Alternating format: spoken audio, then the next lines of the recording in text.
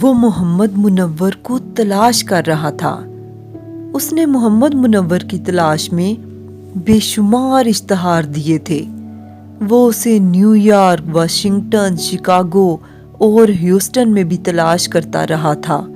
اس نے اسے فرینکفرٹ، میلان، Amsterdam, Paris, London اور برسلز میں بھی تلاش کیا تھا، اور وہ اس کی تلاش میں ٹوکیو، بیجنگ اور منیلا بھی گیا تھا، لیکن محمد منور اسے نہیں ملا۔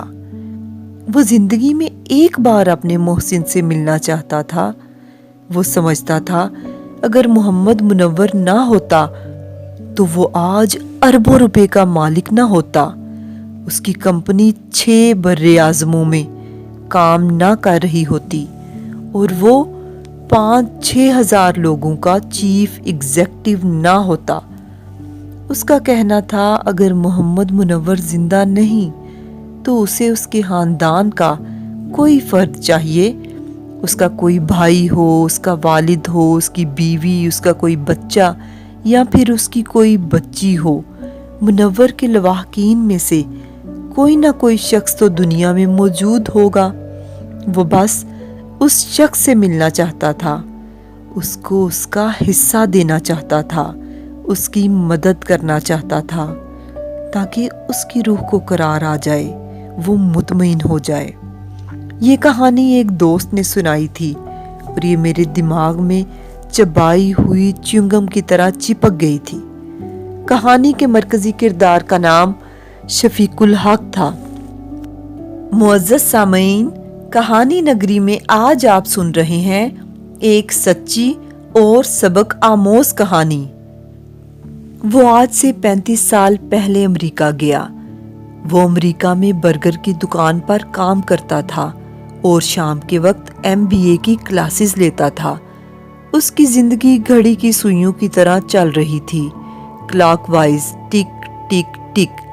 صبح ایک محسوس وقت پر جاگنا، آنکھیں ملتے ملتے کپڑے تبدیل کرنا، کافی کا مگ اٹھانا اور زیر زمین ٹرین میں سوار ہو جانا، راستے میں مشین کے ذریعے شیو کرنا، برگر شاپ پر پہنچ جانا، شام تک سیاحوں سے ٹپ وصول کرنا، کچن صاف کرنا، کچرے کے ڈبے سے کاغذی پیکنگ، پلیٹیں اور ٹرے نکالنا، اور جس دن سویپر کی چھٹی ہوتی اس دن باتھ روم بھی صاف کرنا۔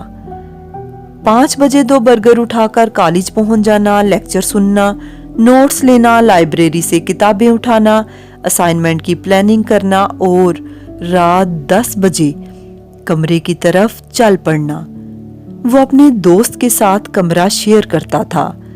اس کا دوست رات کی ڈیوٹی کرتا تھا اور صبح کمرے میں پہنچتا تھا، جبکہ یہ رات کے وقت آتا تھا، چنانچہ ایک بستر سے دونوں کا گزارا ہو جاتا تھا۔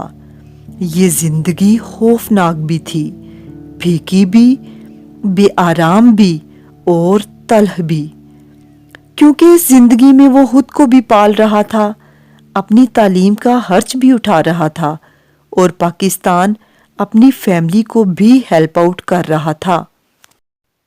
اس ساری روٹین میں اس کی واحد تفریح ویکینڈ پر نائٹ کلب کے 2 گھنٹے تھی۔ وہ 2 گھنٹے ناچ کود کر اپنی ساری فرسٹریشن دور کر لیتا تھا، لیکن پھر اس کی زندگی بحران کا شکار ہو گئی۔ وہ یوں ہی چلتے چلتے ایک مسئلے کا شکار ہوا اور ایک ایسی بند گلی میں آ گیا جس کے آخر میں سزائے موت اس کا انتظار کر رہی تھی۔ وہ بری طرح پھنس گیا۔ ہوا کیا؟